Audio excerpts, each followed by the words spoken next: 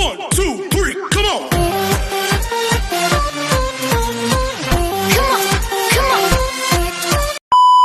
Hello beautiful people! Welcome back to my channel. This is your Mama Sam. Hola mga amigo, amiga, kumare at kumpare. Kamusta kayong lahat? Sana lahat po kayo ay okay at safe ngayong araw na ito. At syempre, kung ako naman ang tatanungin nyo, nakikita naman ninyo ang beauty ng Mama Sam ninyo, fresh overload pa rin, di ba? Ganyan talaga kapag umiinom ka ng maraming vitamin C plus kumakain ka ng maraming banana. Dahil sa banana, mas nakakaloka ang ganda ng Mama Sam ninyo. Charot! So, kamusta naman kayong lahat? Sana lahat kayo ay okay na okay ngayong araw ng Friday. So, happy Friday sa atin lahat ng bonggam-bongga. At hindi lang yan, syempre. Gusto ko rin magpasalamat sa walang sawang tumatangkilik dito sa Mama Sam Vlog. Araw-araw, lagi-lagi. Maraming salamat po. Saka syempre sa mga bago nating subscribers, hello po sa inyo lahat. Maraming salamat guys sa pag-subscribe ninyo. Syempre, dito sa channel ko. At syempre sa lahat naman ng makasolid na Mama Sam dyan na laging sumusuporta dito. Araw-araw, lagi maraming salamat guys sa inyong lahat. Kaya naman ngayong araw na to, marami akong hatid na chika sa inyo na talaga naman, oh my gosh, magtataas ang kilay ninyo ng bonggam-bongga sa mga pag-uusapan natin ngayon. Kaya guys, wag na nating patagalin ang ating mga chika. Para sa una nating chika, Gasini Ganados nagkaroon na ng send-off. At ito nga ang kanyang alis ay bukas ng 1 p.m. Yes! So, I'm so excited dahil ito na nga, syempre, papunta na ang mga Reyna para sa laban nila sa MGI All-Star. So, bukas nga sila magdadatingan. Bukas pa ng 1 p.m. ang alis ni, tawag dito, ni si Gasini Ganados. And then, of course, I'm so excited. So, siguro darating dito si Gasini mga 4 o'clock ng hapon, mga ganon. And then, let's see kung ano ang mangyayari at kung ano nga ba ang pasabog ng mga kandidata. Siyempre, hindi lang naman si Gasini ang inaabangan natin. Lahat sila, di ba? Siyempre, kumbaga, pasabog dahil MGI All-Star. So, di ba? So, yun. Kaya, laban. So, let's see kung anong kaganapan at eksena ng magaganap. And then, of course, looking forward din ako sa mga susunod pang pasabog din ng mga Miss Philippines dito sa MGI All-Stars. Kasi 5 naman sila, di ba? Kaya laban yan. At para naman sa sumunod na chika, ang reyna ng Miss Grand, lalong umaariwa ng bonggam-bongga. Oo nga, totoo nga, nagpasabog nga din sa social media ang reyna ng Miss Grand na ngayon ay papuntang Europe at ayun nga, grabe, panalo dahil sunod-sunod na rin ang eksena ni Emma Tiglao kung saan talaga rumarampa at lumalaban talaga ang beauty niya ngayon, di ba? So busy ngayon ang Emma Tiglao and then I'm happy for Emma dahil tuloy-tuloy, sunod-sunod ang kanyang mga ganap and then babalik dito sa sa Thailand para sa MGI All-Stars and then of course looking forward ako dyan kasi maganda din ang magiging eksena niya, di ba? Dahil isa siya sa mga magiging host dito sa MGI All-Stars with Michelle D. At saka syempre, hindi lang siya, kahit si CJ Opiasa, kaya laban niya, no? Di ba? So grabe, tapos nagpasabog sila sa social media. Kahapon si CJ Opiasa, eksena talaga, panalo ang pa-eksena ni CJ Opiasa na alam mo yon na talagang kala mo candidate siya sa MGI All-Stars. And then, ayun din, nagpasabog din syempre si Emma Tiglao, di ba? Hindi rin nagpahuli. So, nakakatuwa na dahil kung paano talaga nila i-promote at i-welcome ang MGI All-Stars. So, iba talaga ang Pinoy, no? Nakakakilig. Sobra, natutuwa ako. Pero ito, hindi ko alam kung matutuwa kayo. Siyempre, Miss Universe at Miss Grand winners nasa Cannes Festival at rumarampa nga sa red carpet. So, sabing ganon, kanino daw ba ang mas panalo ang eksena? Kay Miss Universe or kay Miss Grand International? To be honest ako, para sa akin, kay Miss Universe. Kasi meron sang sash, di ba? So, yon para everybody knows na she is Miss Universe. O, di ba? So, yun ang bongga doon. And then, kaya doon niya kinabog itong si Isabela Minin. Pero syempre, kung beauty ang pag-uusapan, ay wala. Lampaso talaga ang beauty niya dito kay Isabela, dahil alam naman natin na talagang iba din ang beauty ni Isabela at yung height at yung quality niya, di ba? So yun, kaya kabog talaga si Fatima. And then si Fatima, ayaw lang magpakabog kasi eksenadora. At ayun nga, may suot ng sash. Tuwang-tuwa ako doon sa sash niya. Kasi parang, hindi ko ma-imagine bakit kailangan may sash, di ba? So yun, anyway, good luck sa kanilang dalawa and I'm happy for them, di ba? So yun, at least di ba nakarampa sila doon sa red carpet ng Cannes Festival. And then para naman sa sumunod natin chika, ito nga si Alexi Brooks, nandito na sa Egypt bilang reigning queen ng Miss Eco International. Anong chika mo dito, Mama Sam? Well, ang chika ko dyan ay grabe, no, lagarin sila, di ba? Kagagaling lang nila sa Pilipinas, ngayon nandito na sila sa Egypt. Anyway, so na-appreciate ko si Alexi Brooks. Ang galing magsalita, tapos may ganda talaga sa mukha niya. So, I'm happy for her na natapos niya yung reigning queen niya as a queen ng Miss Eco International. And I hope na enjoy niya talaga ang buong reign niya. At nakita naman natin very value talaga si si Alexi. Ang ganda ng message niya kasi doon sa mga girls. And then I realized na parang dito mahihirapan si Gabby na tapatan talaga ang Alexi the way kung paano talaga magsalita. Yes, doktora si Gabby, magaling din si Gabby. Pero parang feeling ko iba talaga yung charisma, iba yung dating ni Alexi, no? And congratulations kay Alexi and good luck syempre kay Gabby na lumalaban nga ng Miss Eco International. I hope na sana ma-break niya talaga yung back-to-back. Magaling din si Doc Gabby at naniniwala din ako na kaya naman niya. Kaya lang nandun ako sa part na depende talaga sa organization niya, di ba? Kasi ang organization ang nakakaalam kung gusto ba nila ang back-to-back for the Philippines or hindi. Pero tayo, syempre, naniniwala tayo na alam natin malakas ang Gabby and then siguro don't expect too much lang para walang disappointment. Siguro, I expect natin na, okay, baka mag-first runner-up tayo.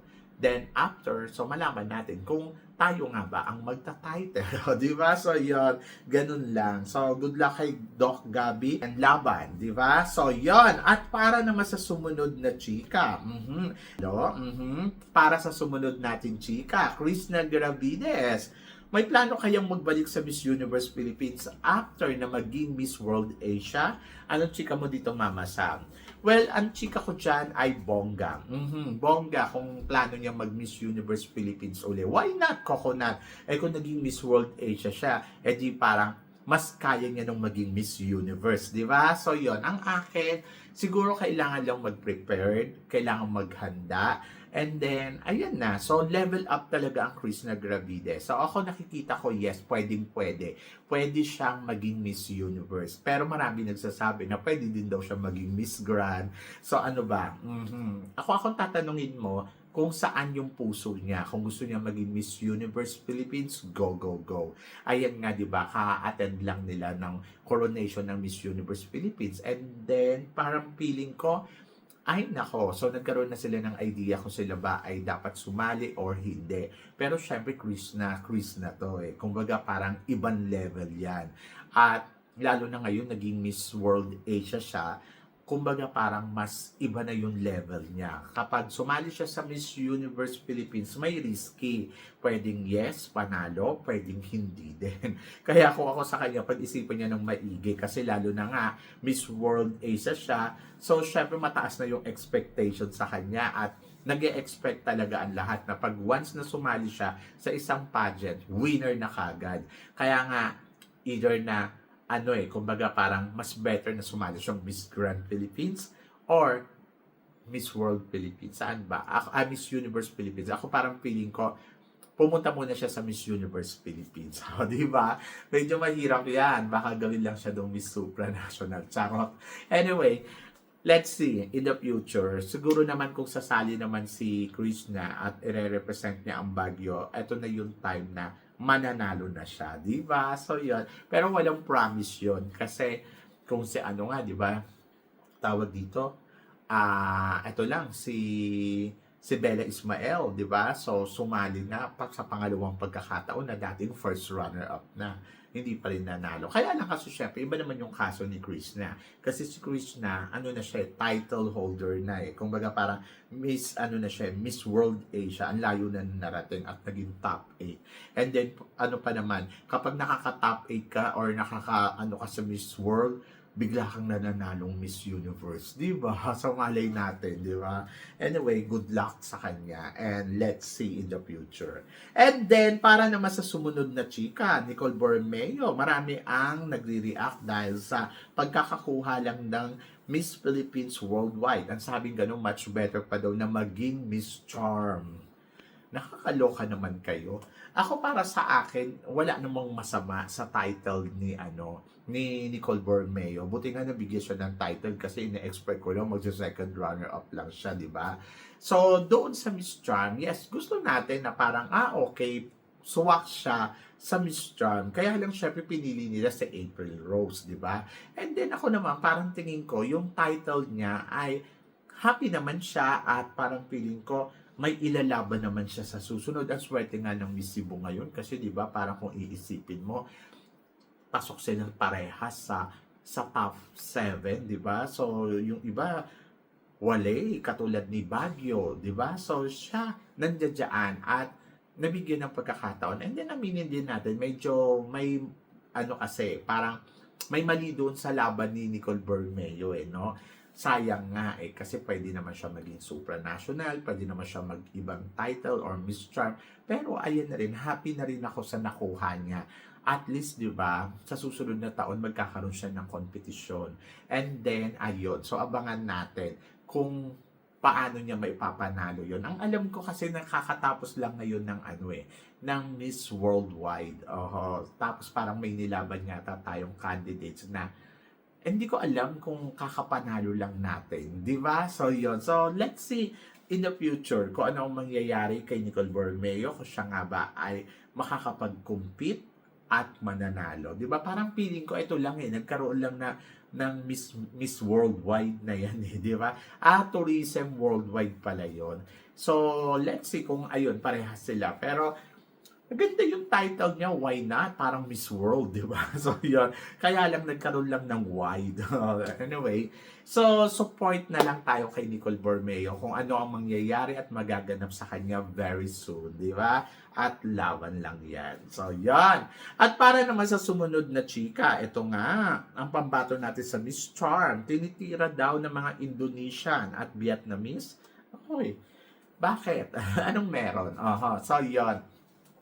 Ako para sa akin, syempre, alam ko kasing insecure ang mga etong bansang to na nabanggit natin na parang feeling ko ay talagang titirahin nila si April Smith. Kasi sa April Smith kasi total package. Yung alam mo yon na parang siguro natakot sila na baka alam mo yon malagpasan ang mga beauty nila, di ba? So ako malakas ang tiwala ko kay April and then sabi ko nga kung sa aspeto din lang naman ng competition na to ang pag-uusapan ay kaya mag-penetrate ng bonggang-bongga dyan ni April Smith.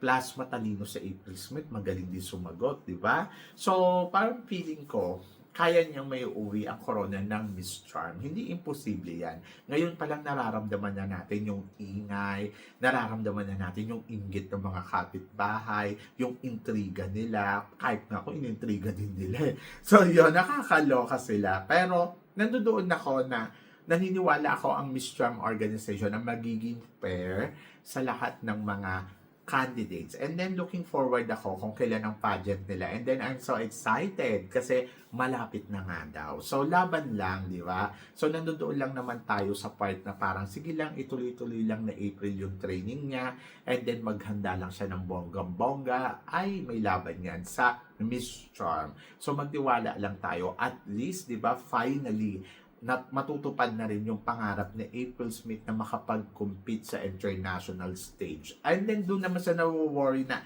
paano naman kasi wala naman kasi yung Miss Charm, pag gewang-gewang daw yung schedule nila. Ako parang feeling ko, tuloy na tuloy sila sa December. And then, maganda yung pageant ng Miss Charm. In fairness naman sa Miss Charm, bongga. So, yun. So, abangan natin yan. And let's see, di ba? So, yun. At para naman sa sumunod na chika, eto nga, malakas din daw ang laban ni Miss Tourism World sa China. Ito ay si Miss Tarlac na si Miriam. To be honest ako, yes, yung ganda ni Miriam, hindi mo din talaga matatanggihan eh. Kumbaga, iba yung charisma neto eh. Kaya naniniwala ako dito kay Miss Tarlac na mananalo to sa international stage ng competition ng Miss Tourism World. Yes! And I'm so excited. I'm so excited sa magiging eksena at ganap ni Miss Marian. Marian ba? Tama, no? So, in fairness, iba ang charisma niya, iba yung datingan niya, at parang feeling ko, kakabog talaga siya ng bonggang-bongga. At yun yung abangan natin very soon na. So, sa next year, lalaban na yan. So, good luck. And then, para naman sa sumunod na chika, ito nga, ang ating Miss Universe. Ay, nako, syempre, walang tigil sa trabaho. Sunod-sunod daw ang appearance ng ating Miss Universe Philippines. At hindi pa daw to nakakapagpahinga mula daw na nag-compete noon hanggang ngayon. Actually, sa lahat ng Miss Universe Philippines mula noong 2020 hanggang ngayon, si Bea lang yung nakita ko talagang nagtatrabaho. In fairness sa kanya, nagtatrabaho talaga siya. Hindi yung parang pakyut lang or guesting lang, nagtatrabaho siya. Yes, totoo. Wala pang pahinga ang Miss Universe Philippines natin na bago kasi sunod-sunod yung appearance niya sa mga interviews, sa mga proyekto niya. Grabe. At natutuwa ako kasi syempre ibang level talaga si Bea Milan-Windorski, no? Bilang reyna ng Miss Universe. Kumbaga, si Catriona, hindi, ganito din naman, meron din kasing ginagawa si Catriona, pero parang mas grabe siya kay Catriona. And then, natutuwa ako kasi, siya, value talagang queen, no? And looking forward ako kung ano nga ba ang magiging eksena at ganap niya sa darating na Miss Universe, di ba? So, yon. So, for sure, maghahanda to si Bea. So, tinatapos lang niya siguro lahat ng mga commitment niya, and then I hope na sana makapagpahinga na siya. So, kahit man lang isang linggo. Kasi, di ba, mula nung nanalo siya, tuloy-tuloy. Grabe yung guesting niya hanggang kanina, may eksena pa din. At hindi pa talaga nakakapagpahinga, sa totoo lang. So, I hope na sana ay makapagpahinga, miski pa paano kasi baka magkasakit. And then, siguro kapag time na nagkaroon siya ng rest, ayun na siguro. So, magpiprepared na siya para sa magiging laban niya sa Miss Universe. And then, looking forward talaga ako doon sa transformation at sa magiging training niya. So, ang Miss Universe ay magaganap this coming November sa Puerto Rico. So, malapit na November. So, ano na ngayon, May? At I'm so excited, di ba? So, yan. Basta siguro tiwala lang sa ating pambato at ipagdasal natin na sana mag-payback sa kanya yung lahat ng ginagawa niyang kabutihan para dito sa mga proyektong ginagawa niya, no? So, yun, nakakatuwa si Bea Milan-Windorski para siyang para siya yung mga beauty queens natin noon na talagang nagtatrabaho katulad nila Margie Moran, yung mga ganon, no? So, job well done talaga para kay Bea Milan-Windorski at mabuhay ka at laban, di ba? So, yun. So, wish all the best. So, let's see ano ang makikita natin sa kanyang transformation, yan yung abangan natin. So, syempre maraming salamat po sa inyong lahat, sa love and support na binibigay ninyo syempre dito sa channel ko. At sa mga hindi pa nakaka-follow at nakaka-subscribe, please don't forget to click like and subscribe my channel. At i-click nyo na rin po ang notification bell to more updated syempre sa aking mga chika. Sabi ng ganon, always keep smiling and laban lang. So guys, hanggang dito na lang. Hanggang sa muli nating chikahan. See you tomorrow. Thank you guys.